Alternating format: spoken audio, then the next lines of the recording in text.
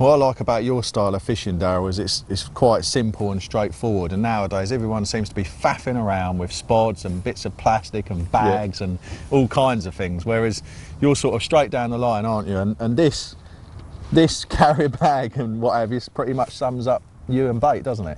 Yeah, boilies and sometimes boilies.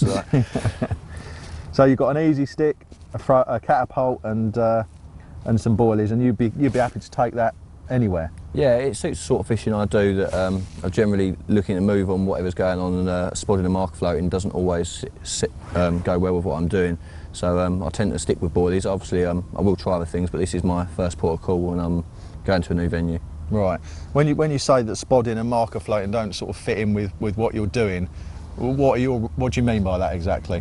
Well, I'm tending to turn up at a lake and look to find the fish straight away, and rather than scare them off by marker floating and spodding, I'm looking for a quick bite instantly by putting one lead out there, maybe a couple of leads, and keeping everything disturbance down to a minimum. Right, okay. So these are activate boilies, aren't they? They are. 18 mil? Yeah.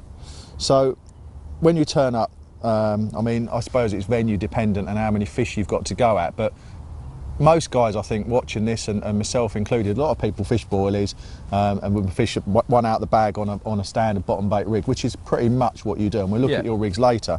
But your approach obviously must be a little bit different because you catch a lot more fish than most. So if you say, for example, most guys are turning up, they're putting out a marker float, something you don't do, and they're firing 50 baits around it and putting it on the alarm, would you put in 50 baits? Would you put them in a tightish area? I mean, try and tell us a bit more about how you're approaching this swim, for example, and how you're putting the bait in and why you're doing it.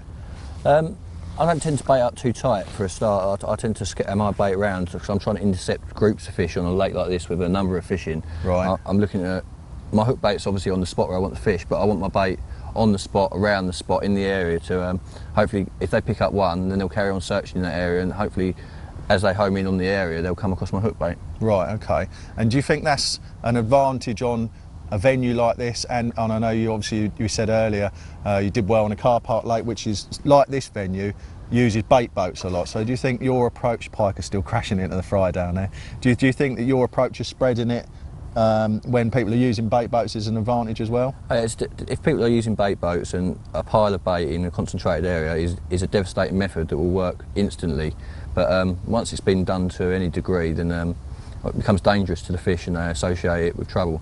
So I tend to scatter my bait out, so there is no trap as such. Boilies get fired out, misfired out into the lake, and a lesser concentration is less scary for them, I think. Right, yeah, okay. So you just want them to come across one and then maybe another one? And, yeah, and it helps with the hooking and that as they come in. If they're not concentrated feeding on one spot, if they're moving around as well while they're picking up the baits, I think that does help.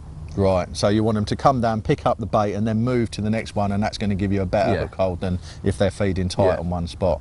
So do you ever put on stringers or anything like that? I have done at times, but because I'm fishing like semi-buoyant hook baits, I don't want the stringer to pull it all down tight together. I want it to, as I'm feeling the lead down, I want the bait to land as far away from the lead as possible, to be as natural as possible. Well, you mentioned your pop-ups or your hook baits, Darryl. These are a bit different, aren't they? What can you tell us about these? Well, I've rolled them myself. They're same flavour, same mix as the freebies, but you might notice they're a different colour.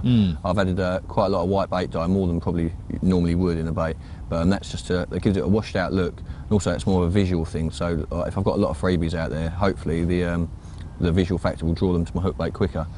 So you're doing really the opposite of what everybody else does. Everyone tries to draw attention to their hook bait by making it bright or smelly. You're making it look old and stand out at the same time. Yeah, also as well, it smells exactly the same as my freebies, and it is the same bait. It's not a pop-up that's just had artificial flavour added to it, and it is the same as my freebies, so even in the dark when they can see nothing, it is still the same. That's the key point, right. And you've made these so that they sink slowly, or? On their own, if you threw that in the lake, it would float, but with the weight of the hook, it sinks. So what I'm looking for is when the fish picks it up, it catches it off guard, and it will be further down its mouth than what it anticipated it. Right, yeah, okay, because it's so much lighter. Well, that whole sort of boilie approach, you know, for open water and so on, I can see that working well. They're 18 mil boilies. Let's say, for example, you wanted to fish under the bush. Do you do things the same? I may cram a few baits up and throw it around just because I can at that range, but I would still fish a whole boilie on the hook. I might like nick a few bits off the side if I felt like it, but I would fish them straight out of the bag like that as well. Right, okay. So take it anywhere, a good boilie, like the Activate. Just briefly, the colour of them. I mean, do you think that's, do you like dark coloured baits? Yeah, I do, just for the bird life factor. I want the fish to eat them and not the birds, and the dark colour of like all quality food baits tend to be dark coloured, and I tend to fish baits like that myself. That's interesting with the birds. I noticed last night you were having a real mare, weren't you? Yeah, seagulls, like, they just weren't happening. Like, we have to wait until just on dark when they can't see them in the water. So you'll put, I mean, usually on a lot of lakes these days, you pick these up. These used to be bright yellow, didn't they? Yeah, orange. Yeah, and they would come straight away. But so you'll use this sort of on dark and put your bait out, and it's harder for the birds to get.